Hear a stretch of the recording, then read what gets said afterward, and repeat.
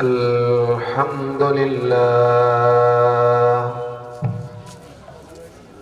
الحمد لله وكفى وسلام على عباده الذين اصطفى أما بعد أعوذ بالله من الشيطان الرجيم بسم الله الرحمن الرحيم شهر رمضان الذي أنزل فيه القرآن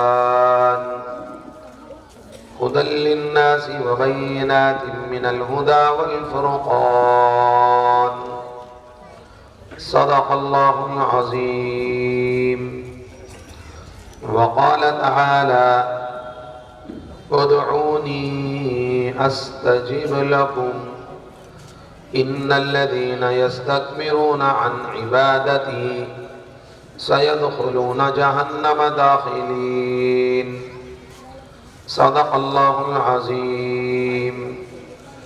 قال النبي صلى الله تبارك وتعالى عليه وسلم شعبان شهري ورمضان شهر الله، أو كما قال عليه الصلاة والسلام.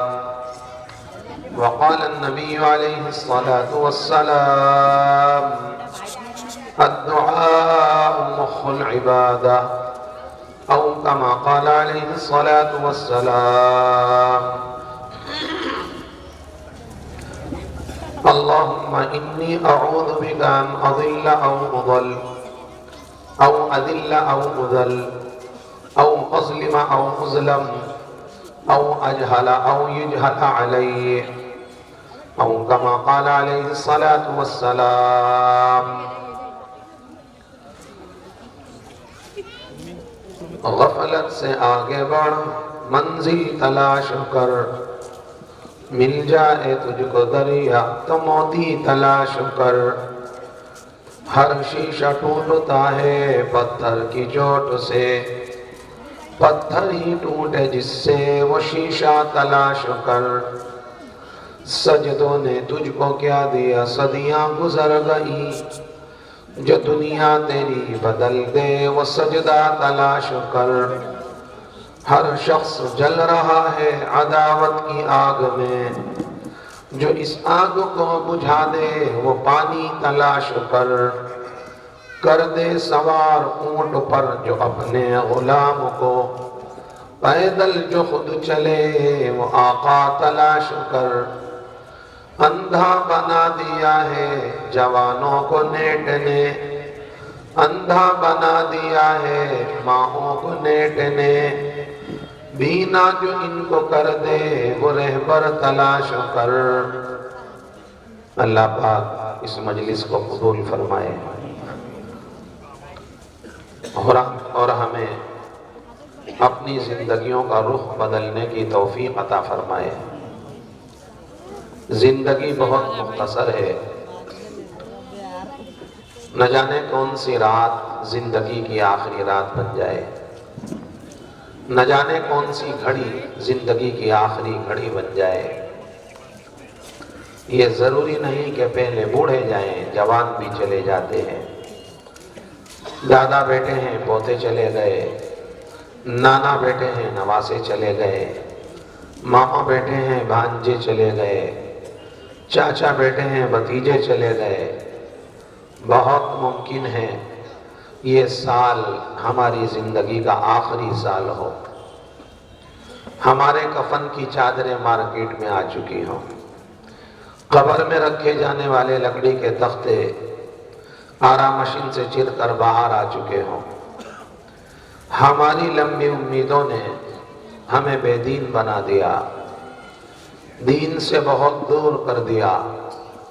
ابھی تو ابا بھی زندہ ہیں، ابا کے ابا بھی زندہ ہیں، بڑے ابا بھی زندہ ہیں، ہماری ابھی نہیں باری آئے گی. اس سوچ نے ہمیں دین سے بہت پیچھے کر دیا.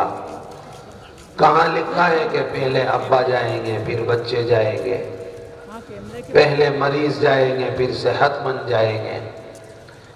اللہ ہی جانتے ہیں کس کا کب سفر آخرت شروع ہو جائے۔ آدھار کارڈ دیکھیے، تاریخ پیدائش اس میں آپ کو مل جائے گی، تاریخ جنازہ نہیں ملے گی، تاریخ وفات نہیں ملے گی، ڈیٹ آف برتھ بے شک مل جائے گی، ڈیٹ آف ڈیتھ آپ کو نہیں ملے گی۔ آئیے ہم نیت کرتے ہیں، ارادہ کرتے ہیں، عزم کرتے ہیں کہ پوری شریعت پر جمیں گے۔ دیکھو جو عام ڈالی پر جمع، اللہ نے اس کا وزن بڑھایا، اللہ نے اس کی مانگ بڑھائی، اللہ نے اس کی ڈیمانڈ بڑھائی، اور جو عام ہوا کے تھپیڑے میں گر گیا وہ محلے میں، گلیوں میں، کوچوں میں 10 روپے کلو بک گیا۔ جمنے والوں کی قیمت بڑھتی ہے، جمنے والوں کو اللہ اپنی محبت عطا فرماتے ہیں، اپنا تعلق عطا فرماتے ہیں۔ آپ نے اپنے علاقوں میں دیکھا ہوگا بعض مرتبہ ٹماٹر 200 روپے کلو ہو جاتے ہیں، سبزی ہیں، بھنڈی ہے، گوبھی ہے، کیا بھاؤ کہ 50 روپے کی ایک پاؤ۔ کیوں بھائی اتنی مہنگی؟ کہ ہاں صاحب سبزی بہ گئی، جو بچی تھی اللہ نے اس کی قیمت بڑھا دی۔ ہم تو بہ رہے ہیں، اللہ ہمیں رکنے والا بنا دے۔ دیکھو جمنے والوں کی قیمت ہوتی ہے، بہنے والوں کی کیا قیمت۔ اللہ پاک ہمیں دین پر، ایمان پر، اعمال پر، اعمال حسنہ پر جمنے کی توفیق عطا فرمائے۔ میں نے آپ کے سامنے کلام پاک کی ایک آیت مبارکہ پڑھی۔ اس آیت مبارکہ میں اللہ پاک نے ماہ رمضان کو بیان فرمایا، اللہ پاک نے ماہ رمضان کا تعارف فرمایا۔ شہر رمضان الذي انزل فيه القرآن هدى للناس وبينات من الهدى والفرقان۔ اللہ پاک کلام پاک میں ارشاد فرماتے ہیں کہ رمضان وہ مہینہ کہ جس میں ہم نے قرآن نازل فرمایا۔ اللہ پاک نے اس مہینے کا تعارف قرآن پاک سے کرایا ہے۔ رمضان میں اور قرآن میں ایک جوڑ ہے، مناسبت ہے۔ ہمیں ماہ رمضان میں تلاوت کلام اللہ کا بھی اہتمام کرنا ہے، تلاوت کلام اللہ کا پابند بننا ہے۔ آج ہماری زندگیوں سے تلاوت نکل گئی ہے، آج ہماری زندگیوں سے احکامات قرآن نکل گئے ہیں، آج ہماری زندگیوں سے نمازیں نکل گئی ہیں، ہماری زندگیوں سے روزے نکل رہے ہیں۔ دیکھیں کتنے لوگ ہیں جو روزوں کا اہتمام کرتے ہیں، کتنے لوگ ہیں جو تراویح کا اہتمام کرتے ہیں۔